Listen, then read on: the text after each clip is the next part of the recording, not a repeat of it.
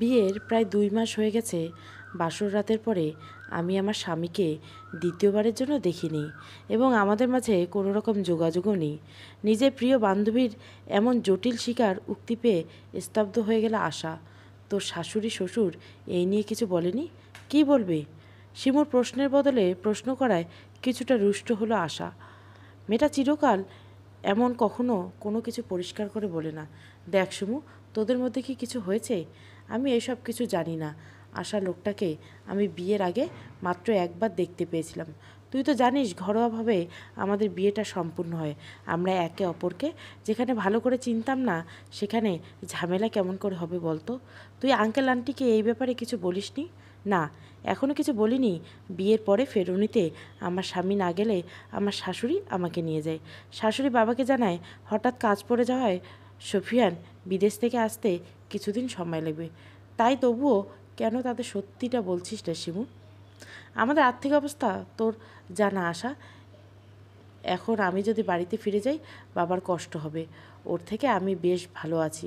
দুবেলা ভালো খাবার পোশাক সবই তো পাচ্ছি। কার সাথে কথা বলছো বৌমা? শাশুড়ির কণ্ঠ শুনে চোখের কোণে বেয়ে গড়িয়ে পড়া পানি দ্রুত মুছে নেয় শিমু। আশাকে রাখছি বলে কলটা কেটে দিয়ে পিছনে ঘুরে দাঁড়ায়। না আম্মা, তেমন কারোর সাথে না। ও ভালো। তো শোনো, তোমাকে যেটা বলতে এসেছি সেটা শোনো। আয়ান আজকে দুবাই থেকে ফিরবে, তাই আমি চাচ্ছি আমি আর তুমি মিলে নিজ হাতে কিছু রান্না করব। যেহেতু ও তোমার ছোট দাও, তুমি পারবে? জি আম্মা। লায়লা ছেলের বউয়ের এমন কথায় প্রসন্ন হয়ে চলে যায়। আয়ানকে শিমু কখনো বাস্তবে দেখেনি। দু একবার আর ননদ অনিকা আয়ানকে দেখিয়েছে ছবিতে, আর ভিডিও কলে একবার কথা হয়েছে। শ্বশুরের ব্যবসার কাজে দুবাইতে থাকে আয়ান, তাই তো বিয়েটা হুট করে হয়ে যাওয়ায় সে সেখানে উপস্থিত ছিল না। ব্যাস, আয়ানের ব্যাপারে সে এইটুকুই জানে। শিমু তার কোমর পর্যন্ত চুল হাত করে খোপা করে মাথায় ওড়না পেঁচিয়ে রান্নাঘরের দিকে ছুটল। যাওয়ার পথে তার দাদি শাশুড়ি রাজিয়া বেগমের সাথে দেখা হলো। মহিলা যদি শিমুকে খুব একটা পছন্দ করে না, তবু শ্রদ্ধার খাতিরে শিমু তাকে জিজ্ঞাসা করলো, দাদি আপনার কিছু লাগবে? রাজিয়া বেগম মুখ কালো করে বললেন, আমার কিছু দরকার নেই, তবে দেখো স্বামীকে পটাইতে না পেরে দেবরকে পটিও না। মহিলার কথা শুনে এক মুহূর্তে অন্তর বিষিয়ে উঠল শিমুর। কতটা নিজ মন মানসিকতা তার সেটা সময়ই বুঝতে পারল। রাজিয়া বেগম বিয়ের পরদিন থেকে কোনো অজানা কারণে তাকে সবসময় কটু কথা শোনায়। নিজের কষ্টকে নিজের বুকে মাটি চাপা দিয়ে রান্নাঘরে দিকে ছুটল শিমু। শাশুড়ির হাতে হাতে কাজ করতে করতে প্রায় সন্ধ্যা হয়ে গেল তার। তাই কাজ শেষ ফ্রেশ হয়ে সে নিজের জন্য বরাদ্দকৃত কক্ষে চলে গেল। প্রায় 30 মিনিট নিয়ে গোসল সেরে মাগরিবের নামাজ পড়ে কিছু বই পড়ছিল শিমু। ভাবি ভাবি দ্রুত আমার সাথে নিচে এসো, দেখো কে এসেছে। আনিকার কথায় দ্রুত জায়নামাজ ভাঁজ করে আনিকার সাথে নিচে চলে এলো শিমু। যদিও সে জানতো আজকে তার দেবর আসার কথা, কিন্তু দেবরের সাথে নিজের স্বামীকে দেখে ভীষণ অবাক হলো সে। অস্ফুট স্বরে বলল, সফওয়ান। পরিস্থিতি অনেকটা জটিল হয়ে উঠল। চারিদিকে গুমোট পরিস্থিতি বিদ্যমান। সকল নিস্তব্ধতাকে ভেঙে দাদি দৌড়ে চলে গেল তার 2 আদরের নাতির কাছে। এমনিতে এই মহিলা যদি ভালো করে হাঁটতে পারে না, কিন্তু তার আদরের নাতিদের দেখলে তার জন্য 10 বছর বয়স কমে যায়। সাফু, আমার কই ছিলি? পরের মাইয়ের জন্য তুই কেন বাড়ি ছাড়বি? আবারও রাজিয়ার কথায় শিমুর মন তিক্ত হলো। সাফওয়ান চলে যাওয়ার পিছনে সে তো দায়ী নয়, তবে প্রতিবার তাকে কেন দায়ী করে দেয় এই মহিলা? শিমুর শাশুড়ি শান্ত দৃষ্টিতে 2 ছেলের দিকে কিছুক্ষণ তাকিয়ে থেকে বললেন, তোমরা ফ্রেশ হয়ে খেয়ে নাও, আমি সকাল সকাল 10টায় তোমাদের সাথে কথা বলবো। শিমুর শ্বশুর আলতাফ শান্ত মস্তিষ্কের একজন ব্যক্তি, তাই তিনি এই জটিল পরিস্থিতি সামাল দেওয়ার জন্য কিছুটা সময় নিলেন। আলতাফ তার কথা শেষ করে নিজের কক্ষে চলে গেল। লায়লা বেগম বুঝতে পারলেন তার স্বামী তার ছেলের প্রতি ভীষণ রাগান্বিত, কিন্তু সাফওয়ান ক্লান্ত থাকায় কিছুই বললেন না।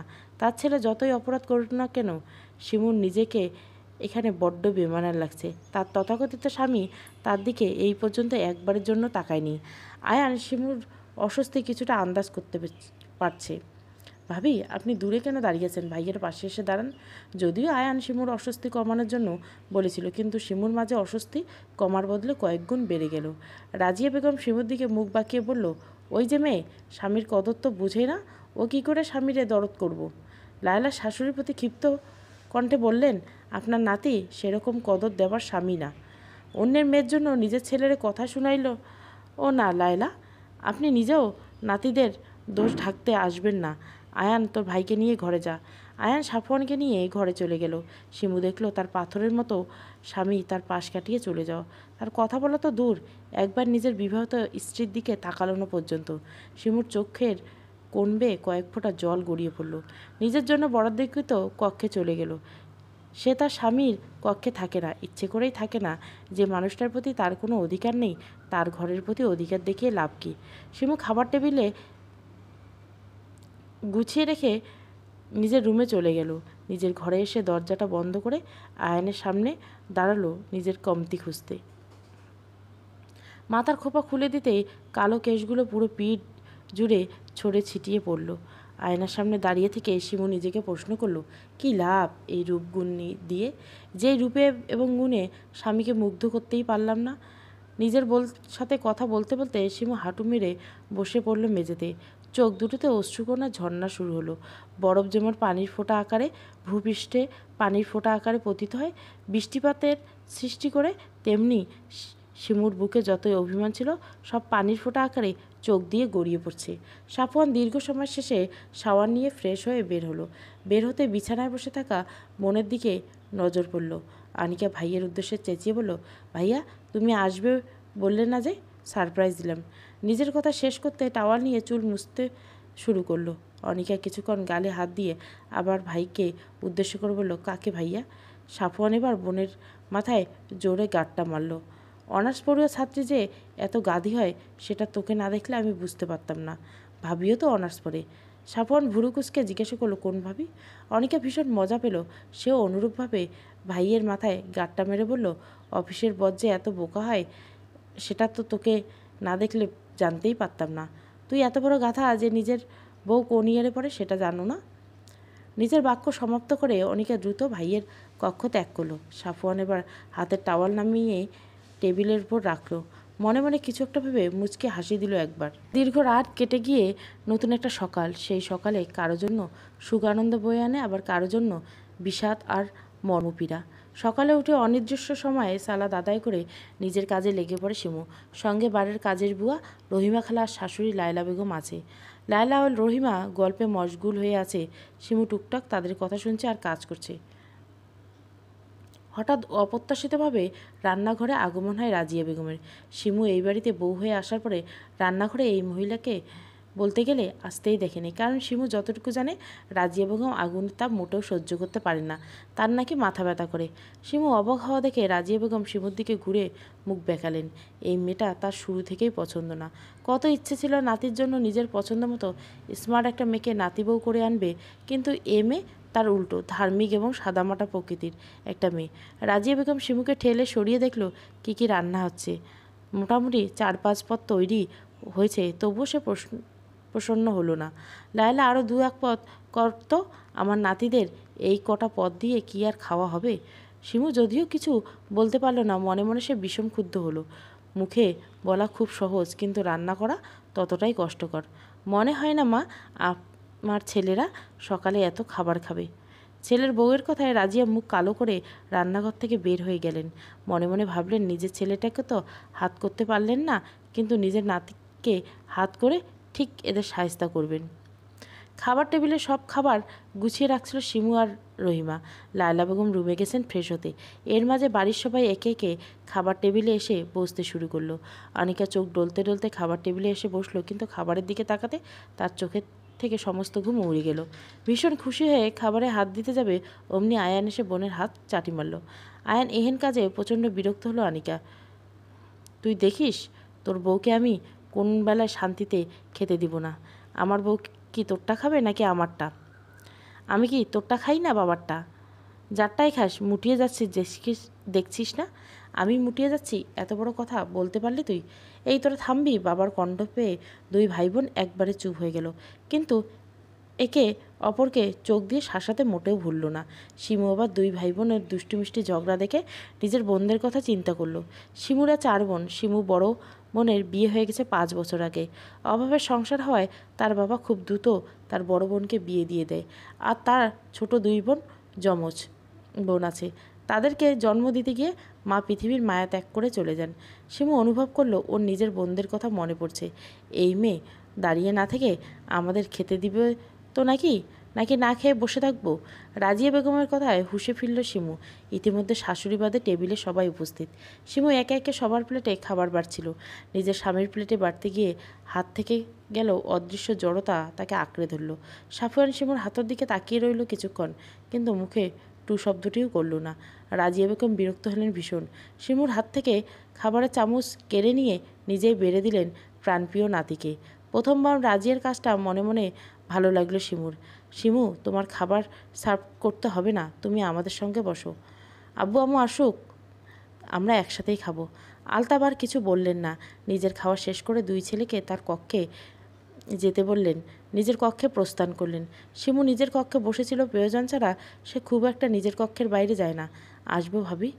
শিমু দরজায় দিকে তাকিয়ে দেখলো অনিকা এসেছে। মেয়েটা খুব মিষ্টি স্বভাবের, ব্যবহার খুব সুন্দর। এই যে এই বাড়িতে আসার পর মেয়েটা যতবার তাকে ডাক দেয় ততবার তার মধ্যে ভালো লাগা কাজ করত। মেয়েটা তার 1 বছরের জুনিয়র, কিন্তু ভালোবাসা আর সম্মান এই মেয়েটার থেকে সবচেয়ে বেশি পেয়েছে। আসো না, আমার ঘরে আসতে তোমার কোনো অনুমতি নিতে হবে না। তবুও ভাবি, অনুমতি ব্যতীত কারো রুমে আসা ঠিক না। ওকে ওকে, তোমার সেটা ভালো লাগে তুমি সেটাই করবে। অনিকা শিমুর পাশে গিয়ে বসলো। জানো ভাবি, এই বাড়িতে তুমি আসার আগে আমার কোনো গল্প করার মানুষ ছিল না, কিন্তু তুমি আসার পর আমি আমার মনের কথাগুলো কোনো সংকোচ ছাড়াই বলতে পারি। তো গল্প বুড়ি, আজকে কি নিয়ে গল্প করবেন আপনি? সাফওয়ান ভাইকে নিয়ে শুনবে তুমি? শিমুর হাসি মুখটা এক মুহূর্তে মলিন হয়ে গেল। এই লোকটা তার মনের কোণে শুধু ঘৃণার সৃষ্টি করেছে। তার জানা মতে কোনো আদর্শবান পুরুষ বিয়ে করে বউকে একা ফেলে চলে যাবে না। এর ফলে সেই মেয়েটা কতটা কষ্ট পোহাতে হয় সেটা শুধু সেই জানে। শিমুর থেকে কোনো উত্তর না পেয়ে অনিকা বুঝতে পারল সে ভুল জায়গায় ভুল কথা বলে ফেলেছে। যেটা করা তার মোটেও ঠিক হয়নি। তাই সে নিজের কথাকে অন্যদিকে ঘোরালো। সাফওয়ান ডাইনিং রুমে সোফায় কোলের উপর ল্যাপটপ নিয়ে বসেছিল। লায়লা নিজের ছেলের পাশে গিয়ে বসলেন। সে সাফওয়ানকে এখনও বুঝতে পারে না চেনা ছেলেটা কেমন অচেনা হয়ে গেল। সকালে আলতাব নিজের ছেলেদের সাথে প্রায় 2 ঘন্টা কথা বলেছেন। কী বলেছেন তার কিছুই লায়লা জানে না। তবে এটুকু জানেন, তার ছেলেটা একটা মেয়ের প্রতি অন্যায় করেছেন। মেয়েটাকে নিজে পছন্দ করে নিজের ছেলের বউ করিয়েছিলেন সে। কত আশা নিয়ে মেয়েটা এসেছিল এ বাড়িতে, কিন্তু কী পাচ্ছে মেয়েটা? মাকে লক্ষ্য করে নিজের করে থাকা ল্যাপটপটা বন্ধ করলেন সাফিয়ান। মা কী নিয়ে কথা বলবে সাফওয়ান তার কিছুটা আন্দাজ করতে পারল। কোনো কিছু না বলে মায়ের কোলে টান টান হয়ে শুয়ে পড়ল। ছেলে আচমকা কোলে শুয়ে পড়ায় কিছুটা বিস্মিত হলো লায়লা। কিছু বলতে যাবেন তার আগে সাফওয়ানের মায়ের কাছে একটা আবদার করলো। মা, একটু আমার মাথায় হাত বুলিয়ে দাও না। ছেলের আবদার লায়লা বেগম ফেলতে পারল না। কিছুক্ষণ পিটপত নীরবতা চলল মা ছেলের মাঝে। নীরবতা ভেঙে সাফওয়ান বলতে শুরু করলো, মা, আমি দুঃখিত। নিজের ভালো মন্দ এখনও আমি বুঝতে পারিনি। নিজের তাড়াহুড়ে নেওয়া ভুল সিদ্ধান্তকে সবসময় সঠিক মনে করেছি। নিজের মায়ের কথা অবজ্ঞা ও স্ত্রীকে অবহেলা করেছি। মা, আমি বুঝতে পেরেছি আমার করা চরম অন্যায়। নিজের কথা শেষ করে সাফওয়ান একটা দীর্ঘশ্বাস নিল। মা, তুমি বলতে না আয়ান বিবেক বুদ্ধি কম, কিন্তু জানো মা, আয়ান খুবই বুদ্ধিমান একটা ছেলে। ও না বোঝালে আমি আমার চরম বোকামিটা করেই যেতাম। মা, আমি তোমাকে কথা দিচ্ছি, এরপর থেকে আমি আর কোনো বোকামি করব না, প্রমিস। দেরি করে হলেও যে ছেলে সঠিকটা বুঝতে পেরেছে তার জন্য লায়লা বেগম প্রচণ্ড খুশি হলেন। আমারও কিছুটা ভুল হয়েছে। আমারও উচিত ছিল তোমাকে বিয়ে করার জন্য ফোর্স করা, কিন্তু আমি নিরুপায়। নিজের ছেলের ভালোর জন্য আমি স্বার্থপর হয়েছিলাম। বাবা, অতীত সবার থাকে, কারো ভালো আবার কারো খারাপ। আমি চাই তুমি তোমার ওই পুরনো জরাজীর্ণ জীবনকে পিছনে ফেলে বর্তমান জীবনকে সুন্দর করে তোলো। ভাইয়া, এটা কিন্তু ঠিক না। তুমি বউয়ের কোলে না দখল করে আবার মায়ের কোল দখল করবে, আর আমি এগুলো তাকিয়ে তাকিয়ে দেখব। আমার না হয় বউয়ের আদরের বয়স হয়নি, কিন্তু মায়ের আদরের তো বয়স আছে, তাই নয় কি? আয়নের কথাগুলো শুনে সাফওয়ান মায়ের কোল থেকে উঠে আয়নের কান ধরল। তোর এই ঠোঁটকাটা স্বভাব কবে যাবে বলতো? বউ এনে দিলেই চলে যাবে, কি বললি? না মানে আর করবি না? সরি। দুই ছেলের কাণ্ড দেখে লায়লা উচ্চস্বরে হেসে দিল। কে বলবে এরা বড় হয়ে গেছে? জীবন বড্ড ভয়ঙ্কর, নাটকের চেয়ে নাটকীয় ভাবনার চেয়ে অভাবনীয়। সমাজের পরিক্রমণায় কালো ছায়ায় মোড়া, কিছুটা আশা আর কিছুটা ভ্রম। জীবনের সংজ্ঞা কোনো ব্যক্তি নির্দিষ্টভাবে দিতে পারে না, কারণ এটি অসমান্তরাল পথের বাঁকের মতো।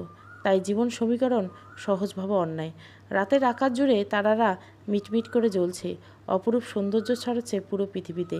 ছাদে দাঁড়িয়ে থাকা এক তরুণী নিজের ছোট্ট জীবনের জটিল সব সমীকরণ মেলাতে ব্যস্ত, কিন্তু বেলা শেষে সে হতাশ। রাতের শীতল পরিবেশ অনুভব করার জন্য সাফওয়ান আর আয়ান ছাদে এসেছিল। হঠাৎ তাদের দুজনের চোখ পড়ল সাদা মাথায় ওড়না মোড়ানো একজন নারী অবয়ব দিকে। আয়ান কে হতে পারে বুঝতে পেরে নিঃশব্দে ছাদ থেকে প্রস্থান করলো। ভাইয়ের উপস্থিতি বুদ্ধি থেকে সাফওয়ান মনে মনে খুশি হলেন। এবার পূর্ণ দৃষ্টি দেয় সামনে থাকা নারীর অবয়বের দিকে। সেই নারী নিজের ভাবনা নিয়ে এতটাই বেশি বিভোর যে ছাদে সে ব্যতীত যে অন্য কেউ উপস্থিত আছে সে সম্পর্কে তার ধারণাই নেই। সাফওয়ান তার অর্ধাঙ্গিনীর দিকে কিছুক্ষণ তাকিয়ে রইল। অতঃপর মনের সব সংকোচ ভুলে প্রশ্ন করল, এত রাতে ছাদে একা কী করছেন? শিবু প্রথম পুরুষালী কণ্ঠ পেয়ে কিছুটা ভরকে গেলেন। মাথা ঘুরিয়ে পিছনে ঘুরতেই তার নিঃশ্বাস ক্রমশ বেড়ে গেল। হাত পা জড়বস্তু নিয়ে স্থির হয়ে গেল। নিজেকে স্বাভাবিক করতে শিমু কয়েকবার চোখের পলক ফেলল। কিছুটা স্বাভাবিক হতে সাফওয়ানকে নিজের দিকে এগিয়ে আসতে দেখে শিমুর মনে হলো তার বুকের মধ্যে কে যেন ঢাকঢোল বাজাচ্ছে। সাফওয়ান শিমুর অস্বস্তি কিছুটা বুঝতে পারলেও তবু সে নির্বিকার হয়ে নিজের অর্ধাঙ্গিনীর সামনে এসে দাঁড়ালো। শিমু নিজেকে কেমন শূন্য শূন্য মনে হচ্ছে সে এখনও ঢলে পড়বে। সে তো এতটা দুর্বল নয়, আর তার অস্বাভাবিক হবার কারণ বা কী? কিন্তু নিজেকে প্রশ্ন করে শিমু কোনো উত্তর পেল না। তবু প্রাণপণ দিয়ে চেষ্টা করলো নিজেকে স্বাভাবিক রাখার। সাফওয়ানের মুখ আরও কিছুটা সামনে নিয়ে আসলো। শিমুর ছোট ছোট চুলগুলো বারবার মুখে এসে পড়ছে। সাফওয়ান সন্তর্পণে শিমুর চুলগুলো কানের পিঠে গুজে দিল। সাফওয়ান খুব মুখ জুড়ে একরাশ মুগ্ধতা ছড়িয়ে পড়ছে। এই মাইয়া, তুমি এত রাতে ছাদে কেন আইছো? দাদির কর্কশ কণ্ঠ পেয়ে সাফওয়ান শিমুর থেকে দূরে সরে দাঁড়ালো। তার চোখ মুখে কিছুটা বিরক্ত ফুটে হচ্ছে দাদিকে দেখে। কিন্তু শিমু ছাড়া পেয়ে এক দৌড়ে নিচে চলে গেল। রাজিয়া বেগম বিরক্ত হলেন, ভাগ্যিস সে সময় মতো এসেছে, না হলে কি হতো কে জানে। সাফু, দেখলা কেমন মাইয়া? সাফওয়ান কিছু না বলে দাদিকে পাশ কাটিয়ে চলে গেল। তার দাদির প্রতি রাগ লাগছে। শিমু নিজের কক্ষে এসে সঙ্গে সঙ্গে দরজা আটকে দিল। তার কেমন সব অজানা অনুভূতি হচ্ছে, কিন্তু তার তো রেগে যাওয়া উচিত ছিল। নিজের করা কাজে হতভম্ব হয়ে গেছে সে। কতদিন সে চিন্তা করেছে লোকটাকে সামনে পেলে নিজের সকল কষ্ট ঝেড়ে দিবে, কতগুলো কড়া কথা করে শোনাবে। কই, সে তো পারল না। নিজের প্রতি ভীষণ রাগ লাগছে এবার শিমুর। আসবো শিমু? শিমু বিছানা গোছাচ্ছিল, হঠাৎ শাশুড়ির শব্দ পেয়ে শাশুড়ির দিকে ঘুরল। এত সকালবেলা শাশুড়ি নিজের কামরায় দেখে কিছুটা অবাক হলো। জি আম্মু, আসেন। লায়লা বেগম এসে খাটের পাশে রাখা আরাম কেদারায় বসলেন। শিমু, তুমি তো অনেক দিন হলো বাড়ি থেকে এসেছো, প্রায় 1.5 মাস। আমি চাচ্ছিলাম তুমি কিছুদিনের জন্য তোমার বাবার বাড়ি থেকে ঘুরে আসো। শিমু এখন এমন কথা যদিও শাশুড়ির থেকে আশা করেনি, কিন্তু তার চিত্ত আনন্দিত হলো। কতদিন পর নিজের বাড়িতে যেতে পারবে ভেবে ভিতরে ভেতরে খুশির ঢেউ শুরু হলো। কিন্তু শিমু সেটা প্রকাশ করো না। আচ্ছা, তুমি বিকেলে তৈরি থেকো, সাফওয়ান তোমাকে নিয়ে যাবে। সাফওয়ানের সাথে যাবে ভাবতে শিমুর সর্বশরীর শিউরে উঠল, কিন্তু শাশুড়িকে সে কিছুই বলল না। সম্মতিসূচক অর্থে নিজের মাথা ঝাঁকালো। লায়লা বেগম নিজের কাঙ্ক্ষিত উত্তর পেয়ে খুশি হলেন। শাশুড়ি চলে যেতে শিমু নিজের সাথে হিসাব নিকাশ করতে লাগলো।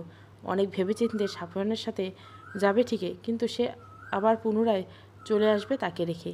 কারণ এত বড় লোকের ছেলে তার মতো গরিবের বাড়িতে গিয়ে থাকতে পারবে না। শহরের সামনে পিচ ঢালের রাস্তা পেরিয়ে গাড়িটা গ্রামের মাটির রাস্তা ধরেছে।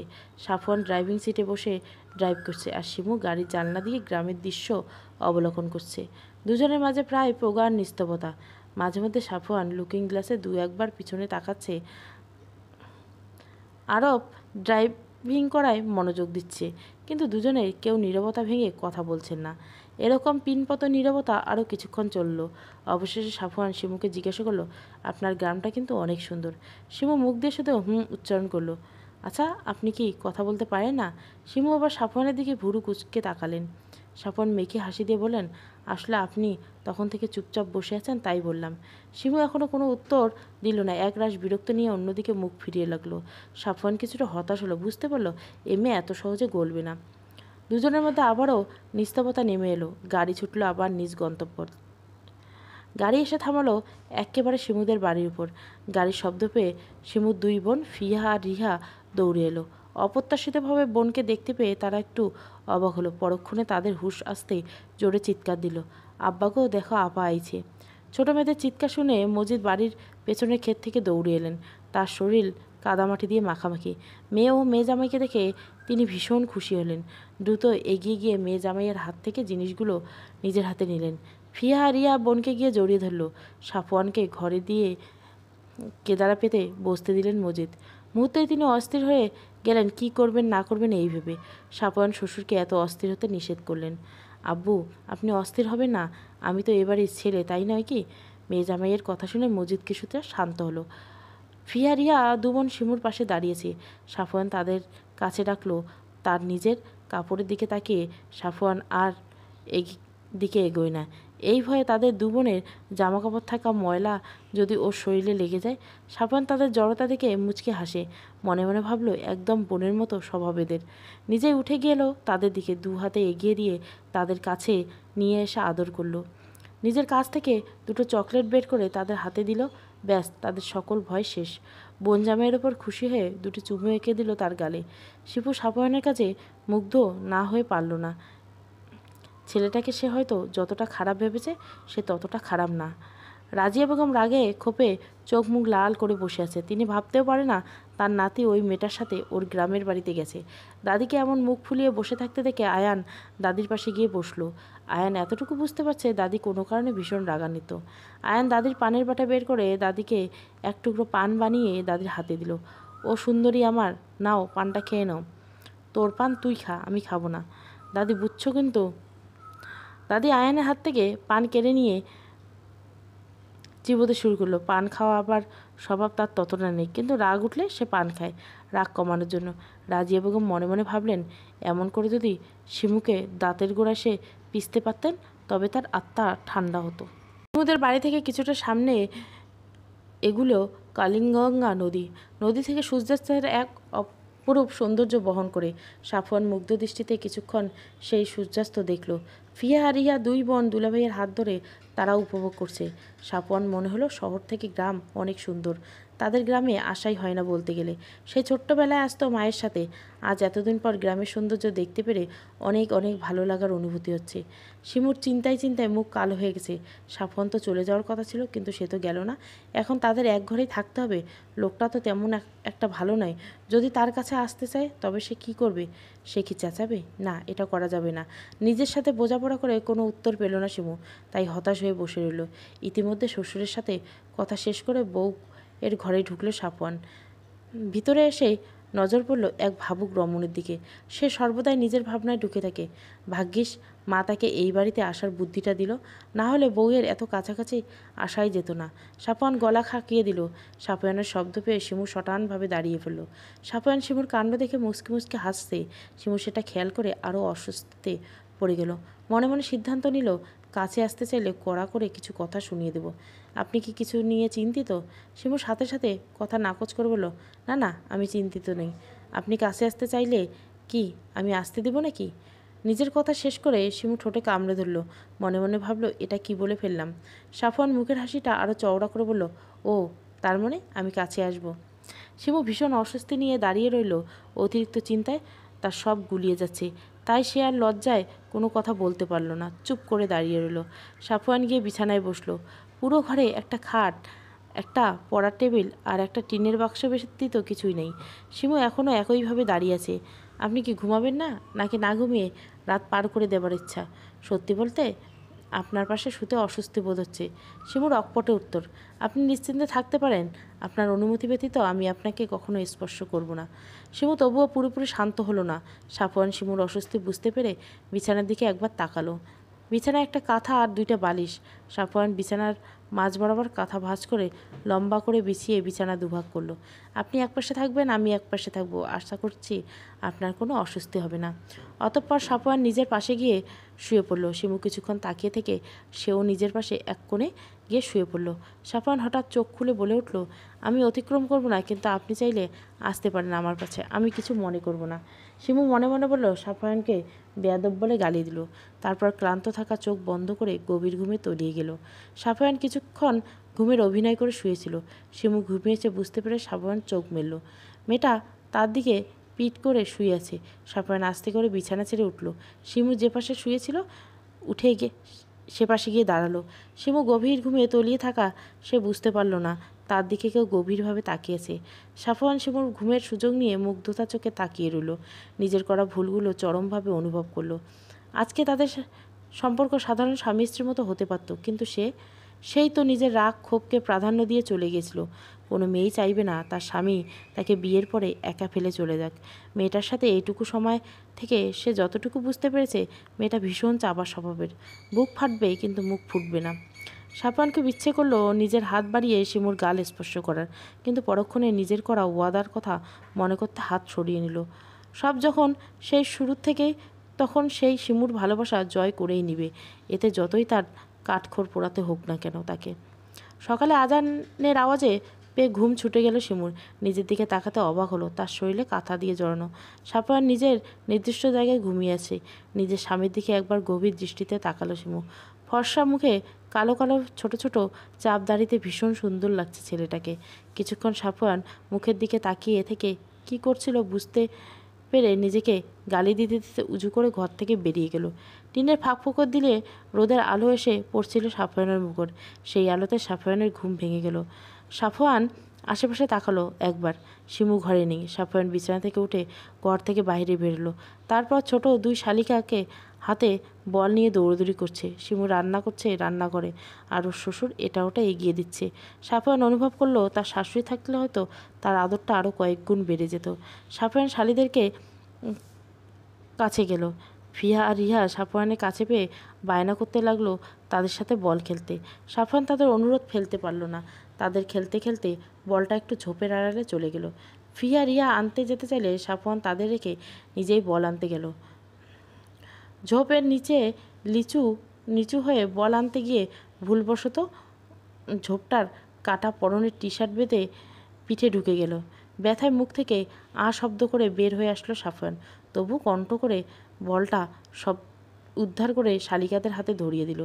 রিহা রক্ত দেখে ভয় পেয়ে চিৎকার করে উঠল, দুলাভাই রক্ত! রিহানের চিৎকার শুনে শিমু দৌড়ে এলো। দেখলো সাফওয়ানের পেট থেকে শার্ট ভেদ করে রক্ত বেরোচ্ছে। শিমু দ্রুত এগিয়ে গেল সাফওয়ানের দিকে। শার্টটা খুলুন, আমার তেমন ইনজুরি হয়নি তো। চুপ করুন, আপনি কি কোনোভাবে শার্ট খুলতে লজ্জা পাচ্ছেন নাকি? সাফওয়ান ভাবলো সে কি মেয়ে নাকি লজ্জা পাবে। সাফওয়ান একটানে শার্ট খুলে ফেলল। শিমু দেখলো এক জায়গায় কাটা ফুটে গেছে, আর এক জায়গায় বেশ অনেকটা আঁচার লেগেছে। শিমু দ্রুত কাটা টান দিয়ে বের করলো। সাফওয়ান ব্যথায় চোখ মুখ কুঁচকে নিল। অতঃপর শিমু কাটা জায়গা পরিষ্কার করে মলম লাগিয়ে দিল। আপনি ঝোপঝাড়ের ভিতরে কেন গেছিলেন? দেখতেই তো পাচ্ছ ওখানে বলের কাটা আর খেজুরের কাটা। সাফওয়ান চোখ বড় বড় করে তাকালো। বেলের কাটা আর খেজুরের কাটার ভয়াবহতার কথা শুনেছে সে, আজ প্রত্যক্ষদর্শী হলো। শিমু এবার সাফওয়ানের উন্মুক্ত পিঠের দিকে নজর রাখল। শার্টলেস বুকে বলতে গেলে তেমন একটা লোম নেই, বেশ আকর্ষণীয় লাগছে। শিমু অন্যদিকে ঘুরে ঢোক গেল। মনে মনে বলল, লোকটা কি জিম করে নাকি? সাফওয়ান শিমুর চোখ ঘুরিয়ে নেওয়া দেখে মনে মনে হাসলো। ভাবলো, বউ যদি এত আদর করে মেডিসিন লাগিয়ে দেয় তবে একটু একটু ব্যথাতে কিছু হয় না। ফিয়া আর রিয়া অসহায়ের মতো বোনজামের দিকে তাকিয়ে আছে। এই ভেবে তাদের কারণে দুলাভাইকে কষ্ট পোয়াতে হচ্ছে। মানুষ সামাজিক জীব, মানুষ একাকী জীবনযাপন করতে পারে না। তার জন্য গড়ে ওঠে পরিবার। পরিবারের মানুষগুলি একে অপরের সাথে গভীরভাবে বন্ধনে আবদ্ধ থাকে। কিন্তু সেই বাঁধন ছেদ করে মেয়েদের চলে যেতে হয় শ্বশুরবাড়ির। এক মুহূর্তে পর হয়ে যায় নিজের পরিবার, আর শুরু হয় অন্য পরিবারের সাথে মানিয়ে চলা। এই জটিল সময়টাতে প্রত্যেকটা মেয়ের সাথে তার স্বামীর ভালো থাকাটা প্রয়োজন। গাড়িতে চুপ করে মন খারাপ করে বসে আছে শিমু। ভেবেছিল এতদিন পর বাড়িতে এসেছে, কিছুদিন থাকতে পারবে, কিন্তু আফসোস সেটা হলো না। সকালে আয়ান ফোন করেছিল, বলল দাদি নাকি বাথরুমে পড়ে গিয়েছে, যার ফলে পায়ে ভীষণ ব্যথা পেয়েছে। সাফওয়ান বারবার নাকি দেখতে চাইছে, তাই এত তাড়াহুড়ো করে চলে আসলো। শিমু ইচ্ছে করছিল না বাবাকে আর ছোট দুই বোনকে ফেলে আসতে। বাবার একাকী এই বয়সে থাকাটা অনেক কষ্টের, তারপরে তার ছোট বোন আর মায়ের আদর থেকে বঞ্চিত। কত বলেছে বাবাকে, বাবা আরেকটা বিয়ে করে নাও, কিন্তু বাবা নারাজ। কালকে রাতে সাফওয়ানও কথায় কথায় বলেছে, আব্বু আপনার একজন সঙ্গীর প্রয়োজন, ফিয়া রিয়ার একজন মায়ের প্রয়োজন। মজিদ একগাল হাসি দিয়ে বলেছিল, বাবার ভালোবাসা মানুষটার জায়গায় তার জন্য একান্তই তোলা থাক। তুমি যদি তাকে গভীরভাবে ভালোবাসো, তার অনুপস্থিতি তোমার কখনো একা মনে হবে না, মনে হবে সে তোমার আশেপাশে আছে। আর রিয়া ফিয়ার কথা বলছো, ওদের জন্য আমি মা আনতে পারি, কিন্তু সেই মা ওদেরকে ভালোবাসবে তার কি গ্যারান্টি আছে? আর আমার কোনো সঙ্গিনীর প্রয়োজন নেই, এক জীবনে যার সঙ্গ পেয়েছি তাকে ভেবেই ভেবেই চলে যাবে আমার। সাফওয়ান মুগ্ধ হয়ে শুনছে তার শাশুড়ির কথা। ভালোবাসা যে কতটা সুন্দর হয় শুধুমাত্র সেই ভালোবাসতে জানে, সেই এর প্রকৃত অর্থ বুঝতে পারে। আর স্বামী স্ত্রীর মাঝে যে ভালোবাসা থাকে সেটা হচ্ছে পবিত্র, যার মাঝে রয়েছে অন্যরকম প্রশান্তি। শিমু চিন্তাভাবনার মাঝে গাড়ি থেকে নামলো সাফওয়ানদের বাড়ির সামনে। সাফওয়ান নিজ স্ত্রীর দিকে একবার তাকিয়ে গাড়ি থেকে নেমে গেল। শিমুও বেরিয়ে এলো গাড়ি থেকে। দুজনে একসাথে ভিতরে আসলো। কলিং বেল চাপাতে রহিমা খালা এসে দরজা খুলে দিল। সাফওয়ান ভিতরে আসতে দেখলো দাদি সোফার ওপর পা টান টান করে বসে আছে, পায়ে ব্যান্ডেজ। সাফওয়ান এগিয়ে গিয়ে দাদির পায়ের কাছে বসলো। কেমন আছো এখন? দাদি কাঁদো কাঁদো হয়ে উত্তর দিল, এই তো যা দেখছিস, বাথরুমে পড়ে গেলে কি হয়। কিভাবে যে পড়ে গেলাম? ও, তাহলে তুমি রেস্ট করো, আমি এখনই ফ্রেশ হয়ে আসছি। শিমু গুটি গুটি মেরে এক কোণে দাঁড়িয়েছিল। মনে মনে ভাবলো মহিলাটা যতই খারাপ হোক, ব্যথাটা যেহেতু পেয়েছে তার একবার জিজ্ঞাসা করা উচিত। শিমু কাছে গিয়ে দাদিকে বলে ডাক দিল একবার। রাজিয়া বেগম অন্যদিকে মুখ ঘুরিয়ে নিল, যেন সব কিছুর জন্য শিমুই দায়ী। শিমু কিছুটা অপমান বোধ করলো। আর কিছু না বলে নিজের ঘরে ফ্রেশ হতে যাবে, অমনি শাশুড়ি কথা থেকে ছুটে আসলো। শিমু, ওইদিকে কই যাচ্ছ? জি আম্মা, ফ্রেশ হতে যাচ্ছি। ওইদিকে না, তুমি সাফওয়ানের ঘরে যাও, আমি তোমার সব কিছু ওই ঘরে রেখে এসেছি। কিন্তু আম্মা, আমি আশা রাখছি তুমি আমার উপরে কোনো কথা বলবে না। দাদি মুখ বাঁকিয়ে ব্যঙ্গ করে বলল, আদিক্ষেতা। লায়লা বেগম আর কোনো কথায় পাত্তা দিলেন না। শিমু গুটি গুটি পায়ে সিঁড়ি ভাঙিয়ে সাফওয়ানের কক্ষে দরজার সামনে গেল। দরজা খোলাই ছিল, তবুও শিমু দরজায় খটখট আওয়াজ করলো। সাফওয়ান ভিতর থেকে আওয়াজ দিয়ে বলল, ভিতরে এসো। শিমু জানে এটা তাকে উদ্দেশ্য করে বলা হয়নি, তবুও সে ভিতরে গেল। সাফওয়ান বাথরুমে আছে, সেখান থেকে পানির শব্দ পড়ছে। শিমু পুরো ঘরে চোখ বোলালো। অতঃপর তার নজর পড়ল ঘরের এক কোণে রাখা ল্যাগেজগুলির দিকে, যেখানে লায়লা তার পোশাক জিনিসপত্র রেখেছে। গুটি গুটি পায়ে সেদিকে এগোলো। ল্যাগেজ খুলে একটা হালকা গোলাপি রঙের 3 পিস বের করলো। এর মাঝে দরজা খোলার শব্দ এলো। শিমু দ্রুত পিছনে ঘুরল। সাফওয়ান দাঁড়িয়ে আছে আর তার দিকে হাঁ করে তাকিয়ে আছে। তাকে দেখেই মনে হচ্ছে সে এখানে শিমুকে দেখবে ভাবতে পারেনি। পরনে একটা জিন্স প্যান্ট আর কালো রঙের গেঞ্জি, আর কাঁধে টাওয়াল। চুল দিয়ে টপ টপ করে পানির ফোঁটা পড়ছে। শিমু উঠে দাঁড়িয়ে নিজের লাগেজগুলোর দিকে ইশারা করে বলল, আম্মা বলেছে আজ থেকে এই রুমে থাকতে। সাফওয়ান লাগেজগুলোর দিকে তাকালো। সে এগুলো কিছু খেয়াল না করে ওয়াশরুমে চলে গিয়েছিল। মনে মনে মায়ের সিদ্ধান্তে খুশি হলো, কিন্তু শিমুকে কিছু বুঝতে দেওয়া যাবে না। চুপচাপ রুম থেকে বেরিয়ে গেল। শিমু তার যাবার দিকে তাকিয়ে রইল। লোকটা কি তার এই ঘরে আসাতে বিরক্ত? সাফওয়ান রিজ রুম থেকে বেরিয়ে মায়ের কাছে চলে গেল। মাকে একটা বিশাল ধন্যবাদ দিতে হবে। মনে মনে আওড়ালো, আসলে মা গ্রেট। তাড়াতাড়ি মায়ের কাছে গিয়ে পেছন থেকে মাকে জড়িয়ে ধরল। মা, তুমি বেস্ট। ধন্যবাদ যদি কাউকে দেওয়ার থাকে আমাকে দেব্রো। সাফওয়ান আয়ানের দিকে ভুরু কুচকে তাকালো। আয়ান বেশ আরাম করে বসে আপেল খাবার প্রস্তুতি নিচ্ছে। কেন দেবো থেকে? আমাকে দিবি না তো কাকে দিবি? আমি তো বুদ্ধিটা মাকে দিলাম। সাফওয়ান আয়ানের হাত থেকে আপেল নিয়ে কামড় বসিয়ে দিল। ধন্যবাদ। আমি শুধু ধন্যবাদ দেবো না, বল কি লাগবে তোর? কানে কানে বলে, আচ্ছা, আমার না বউ লাগবে। সাফওয়ান আয়ানের পিঠে জোরে একটা থাপ্পড় বসিয়ে দিল। কথা ঠিক করে বলিস, আমি তোর বড় ভাই। আয়ান পিঠে হাত বুলাতে বুলাতে ভাইয়ের দিকে অসহায়ের মতো তাকিয়ে আছে। যার জন্য এত কিছু করছে সেই ভাইও তার দুঃখ বুঝল না। ডিনারে সবাই একসাথে খাবার খেয়েছে। শিমু আর লায়লা বেগম খাবার সার্ভ করছে। আলতাফ গম্ভীর কণ্ঠে বলল, সাফওয়ান, তুমি ঢাকায় ফিরছো কবে? আব্বু, ফিরবো 3 তারিখ। ও, তার মানে 2 দিন আছে। জি। আলতাফ এবার আরও গম্ভীর কণ্ঠে বললেন, তাহলে তোমার তো সেখানে একা একা সব কিছু করতে হবে। তুমি বরং বৌমাকে নিয়ে যাও। রাজি এবং খাবার রেখে আলতাফের দিকে বড় বড় চোখ করে তাকালেন। কি বলছিস তুই আলতাফ? শিমু চলে গেলে বৌমার কষ্ট হবে তো? আলতাফ মায়ের দিকে ভুরু কুচিয়ে তাকিয়ে বলেন, না মা, লায়লার জন্য রহিমা আর অনিকা আছে, কিন্তু সাফওয়ান সেখানে একা থাকে, তাই শিমু গেলে সাফওয়ানের ভালো হবে। লায়লা মনে মনে খুশি হলেন স্বামীর সিদ্ধান্তে। তার ছেলে আর ছেলের বউয়ের মধ্যকার সম্পর্ক ঠিক করার জন্য তাদের একত্রে থাকা প্রয়োজন। সবাই খুশি হলো। রাজিয়া বেগম মুখ ভার করে বসে রইলেন। আয়ান অনিকা দাদির দিকে তাকিয়ে মিটমিট হাসছে। অনিকা আয়ানের কানে কানে বলল, ভাইয়া ভালোই হয়েছে, এই বুড়ির বেশ শিক্ষা হয়েছে। আয়ান দাদির দিকে তাকিয়ে বলল, দাদি খাচ্ছ না কেন? আয়ানের কথা শুনে দাদি ভাতের লোকমা গালে নিয়ে চিবোতে শুরু করলো। আবারও ছেলের বউ এর কাছে হেরে গেল। ছেলে নাতি কাউকে তার আর নিজের বশে করা হলো না। এই সবের মাঝে শিমুর চোখ থেকে ছলছল করে দাঁড়িয়ে গেল। সবাই তাকে নিয়ে সিদ্ধান্ত নিল, কিন্তু তার কাছে থেকে জিজ্ঞাসা করার প্রয়োজন বোধ করলো না। সাফওয়ান খেতে খেতে শিমুর দিকে তাকালো। শিমুর অবস্থা দেখে বুঝতে পারল শিমু তার সাথে যেতে চায় না। শিমু সকল কাজ শেষে করে সাফওয়ানের রুমে নক করলো। সাফওয়ানের সাথে তার কথা বলার প্রয়োজন। সাফওয়ান ভেতরে আসতে বলায় সে ভেতরে ঢুকলো, কিন্তু রুমের ভিতর ঢুকে ভীষণ অবাক হলো। সাফওয়ান নিজের পোশাক আলমারির একপাশে রেখে দিচ্ছে। কৌতূহল নিয়ে শিমু জিজ্ঞাসা করলো, আপনি আপনার জিনিসগুলো একপাশে রাখছেন কেন? সাফওয়ান কোনো প্রতিক্রিয়া না করে এবার শিমুর লাগেজগুলো ধরতে যাবে, অমনি শিমু দৌড়ে গিয়ে সাফওয়ানের হাত সরিয়ে দিলেন। সাফওয়ান ভুরু কুঁচকে তাকায়, কী হলো, হাত সরালে কেন? আপনি আমার লাগেজ ধরছেন কেন? সাফওয়ান শিমুর হাত থেকে লাগেজগুলো নিয়ে বলল, পোশাক গুছিয়ে রাখবো। সহজ সাবলীর উত্তর নিয়ে সাফওয়ান লাগেজ নিয়ে যায়। শিমু আবার দৌড়ে গিয়ে আটকায়, আপনাকে রাখতে হবে না। কেন? কারণ আমার পোশাক আমি রাখবো। আমি রাখলে কি সমস্যা বলুন? শিমু ভীষণ বিরক্ত হলো, রাগ দেখিয়ে বলল, আপনি বুঝতে পারছেন না একটা মেল লাগেজ তার কত প্রয়োজনীয় জিনিসপত্র থাকে। সাফওয়ান আবার বুঝতে পারলো, তবুও বউকে রাগানোর জন্য বলল, না আমি কিভাবে বুঝবো? আপনি কি মেয়ে নাকি? আপনি বলুন, আমি সব বুঝে নিচ্ছি। শিমুর আগে চোখ মুখ লাল করে লাগেজের উপর থেকে সাফওয়ানের হাত সরিয়ে দিয়ে বলল, আমার পোশাক আমি গোছাবো, যদি আরেকবার হাত বাড়ান তো হাত ভেঙে কাঁধে ঝুলিয়ে দিব।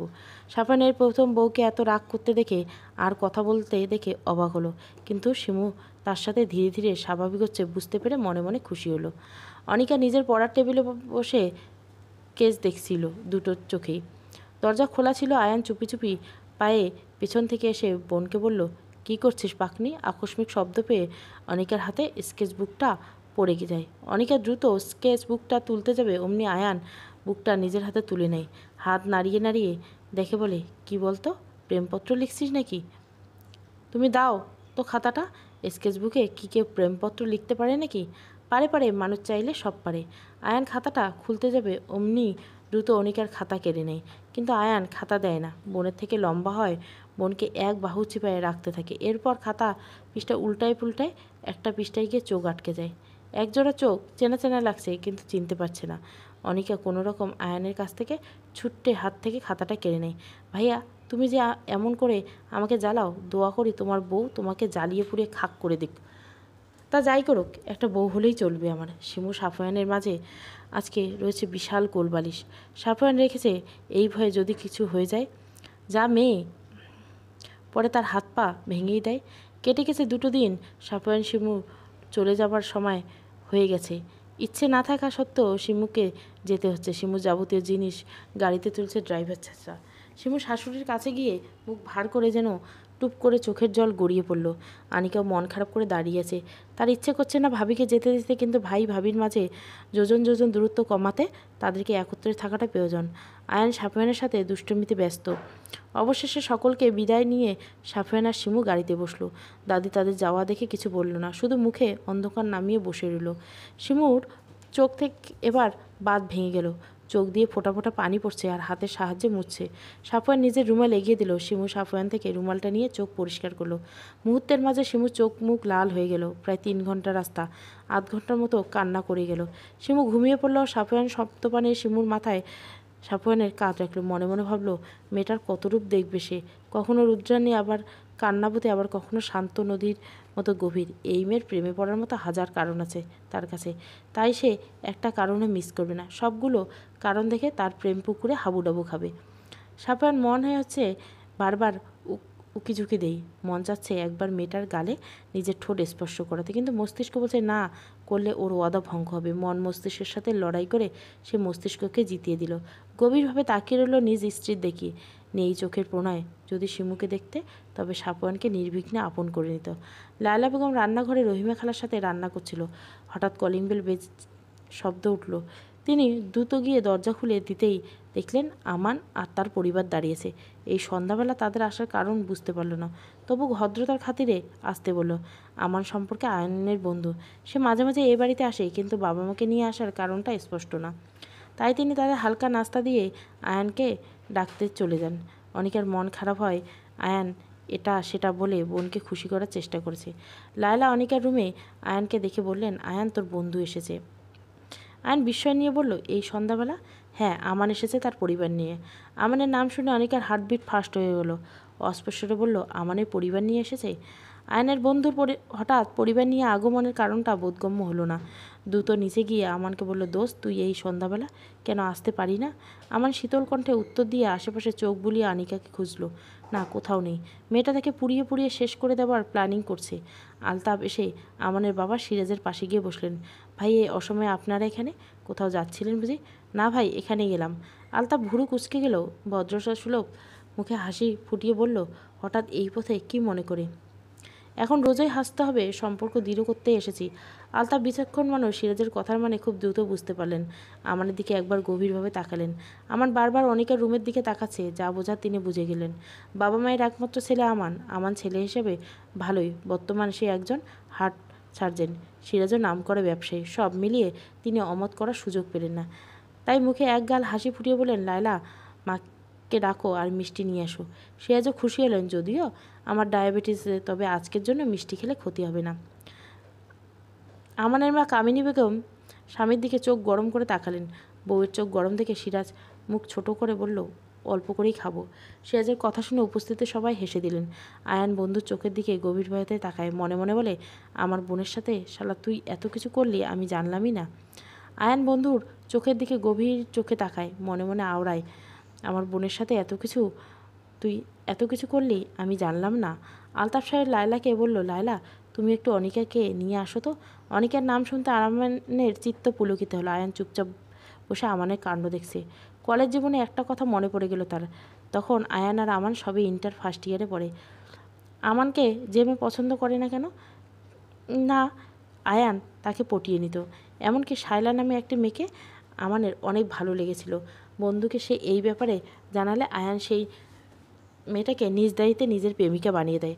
তাই আমান সেদিন আয়ানকে রাগ করে বলেছিল, আমি এমন কাউরে গার্লফ্রেন্ড বানাবো, দেখবি তুই লাইন মারা তো দূরে থাক, আমার সাথে তাকে দেখলেই লজ্জা পাবি।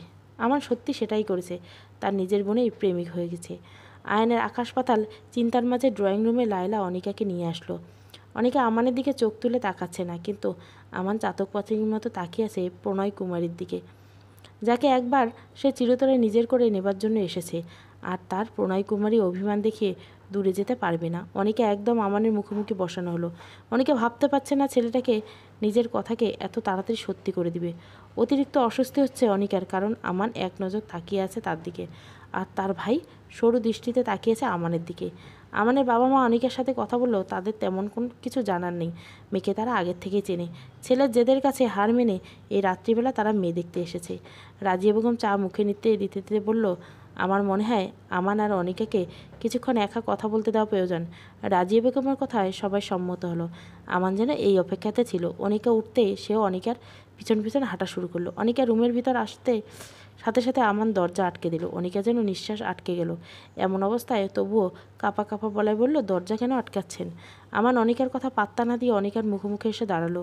অনিকার পুরো শরীর কাঁপুনি ধরে গেল। এবার আমার শান্ত কণ্ঠ বলল, আমার ফোন কেন ধরছিলেন? আমি বলেছিলাম না আমার দূরত্ব সহ্য হয় না। অভিমান করে যাই করো, ফোন কেন বন্ধ করেছো? এমন ব্যবস্থা করে যাব আজকের পর কখনো অভিমান করে দূরে যেতে পারবে না। অনিকা ঘামতে শুরু করলো। ছেলেটার জেদ সম্পর্কে অবগত সে, কিন্তু একদিনের মধ্যে যে বিয়ের প্রস্তাবে না হাজির হবে সেটাও কল্পনাতে আসেনি ওর। অবশ্য আমান একবার বলেছিল, রাগ করে ছেড়ে যেতে চাইলে ডাইরেক্ট বাড়িতে বিয়ের প্রস্তাব নিয়ে আসবো, আর সেটাই করেছে। আমান এগিয়ে এসে অনিকার কপালে চুমু এঁকে দিল, আমার বউ হবার জন্য প্রস্তুতি নাও। আমি প্রেমিক হিসাবে ভীষণ সভ্যভদ্র, কিন্তু জামাই হিসাবে কিন্তু ততটাই অসভ্য অভদ্র হব। নিজের কথা শেষ করে আমান ড্রয়িং রুমে চলে যায়, আর অনিকা সেখানে মূর্তির মতো দাঁড়িয়ে রইল। কিছুক্ষণ সময় গড়িয়ে তারপর অনিকা ধীর পায়ে হেঁটে নিয়ে এসে সবার সাথে বসলো। আর একটি বারের জন্য ভুলে আমানের দিকে তাকালো না। ঘুম ভাঙতে নিজেকে বিছানায় আবিষ্কার করলো শিমু। কিছু মনে করার চেষ্টা করলো। ভাবলো সে তো গাড়িতেই ছিল, বিছানায় এলো কীভাবে? মনে পড়লো কাঁদতে কাঁদতে গাড়িতে ঘুমিয়ে যাওয়ার কথা। তাহলে কি সাফওয়ান তাকে নিয়ে এসেছে? কিন্তু কেমন করে নিয়ে এসেছে? কোলে করে না তো? ভাবতে শিমুর কান গরম হয়ে গেল। শেষমেশ ওই লোকটার কোলে উঠেছে ও। নিজেকে নিজেই কতক্ষণ বকাঝকা করলো। তার ভাবনার মাঝে সাফওয়ান ওয়াশরুম থেকে বের হয়ে চুল মুছতে মুছতে শিমু সেদিকে তাকিয়ে ভুরু কুচকাল। মনে মনে ভাবলো, এত বড় দামড়া ছেলে একটা মেয়ের সামনে কীভাবে 3/4 প্যান্ট পরে আর স্যান্ডু গেঞ্জি পরে দাঁড়িয়ে থাকতে পারে? এর কি লজ্জা নেই? সাফওয়ান শিমুর দিকে তাকিয়ে অমায়িক হাসি দিল। শিমু যেন এই হাসিতে গা জ্বেলে উঠল। সাফওয়ান ড্রয়িং টেবিলের সামনে চুলে চিরুনি চালাতে চালাতে বলল, প্রায় 3 ঘন্টার রাস্তায় ঘুমিয়ে এলে, এখনও কি ঘুমানোর প্ল্যান আছে নাকি? শিমু সাফওয়ানের কথার উত্তর দেওয়ার প্রয়োজন বোধ করল না। চুপচাপ উঠে নিজের পোশাক নিয়ে ওয়াশরুমে চলে গেল। সাফওয়ান শিমু যাওয়ার দিকে মনে মনে বলল, ঘুম থেকে উঠে ঝাঁস লবঙ্গ ঝাঁস দেখানো শুরু করে দিয়েছে। আমানের পরিবার একটু আগেই চলে গেছে। অনিকাকে বসে বসে দাঁত কামড়াচ্ছে। আলতাফ বিয়ে সম্পর্কে তেমন কিছু জানায়নি আমানের পরিবারকে, শুধু বলেছে, দেখেন ভাই, হুট করে তো বিয়ের মতো এত বড় কাজ সম্পন্ন করা যায় না, তার জন্য সময় প্রয়োজন। আর ছেলে মেয়ে আরেকটু নিজেদের জানার প্রয়োজন। আর আমার বড় ছেলে আজকেই ঢাকা গেছে, আমি চাচ্ছিলাম আরেকটু সময় নিতে। সিরাজ ও আলতাফের কথার উপর কথা বলেনি, তারা কিছু সময় দিয়ে গেছেন বিয়ের প্রস্তুতির জন্য। আয়ান পুরো ড্রয়িং রুমে পায়চারি করছে। অনিকা ভাইয়ের অবস্থা থেকে মেঝেতে নখ খুঁড়েছে। আয়ান অনিকার পাশে গিয়ে বলল, তুই আমার ওই বোকা বোনটা যাকে আমি প্রেমের সে জানে না। আরও জোরে নিঃশ্বাস নিয়ে বলল, আর আমন তো আমার সেই ছোটোকালে সেই বলদ বন্ধুটা, সে নাকি ভাজা মাছ উল্টে খেতে জানে না। নিজের কথা শেষে আয়ান আহাম্মকের মতো বসে রইল। তার এতদিনের হিসাব সব উল্টে হয়ে যাচ্ছে। রাজিয়া বেগম এসে সোফার উপর বসে বললেন। মনে মনে তিনি একটু সাফওয়ানের শিমুর প্রতি রাগান্বিত, তাই পরিবারের কারোর সাথে তিনি প্রয়োজন ব্যতীত কথা বলছেন না। লায়লা বেগম সকল খাবার উদ্দেশ্যে ডাকলেন। অনেকে ধীর পায়ে হেঁটে গিয়ে খাবার টেবিলে বসলেন। ধীরে ধীরে সবাই গিয়ে খাবার টেবিলে বসলো। লায়লা বেগম খাবার সাফ করতে করতে বললেন, সাফওয়ান আমায় কল করেছিল, ওরা কোনো সমস্যা ছাড়াই বাসায় ভালোভাবে পৌঁছে গেছে। চলবে প্রেম পুকুর প্রথম পর্ব, শেষ পর্ব আসবে। ভালো লাগলে অবশ্যই লাইক, শেয়ার এবং সাবস্ক্রাইব করবেন। Thank you for watching.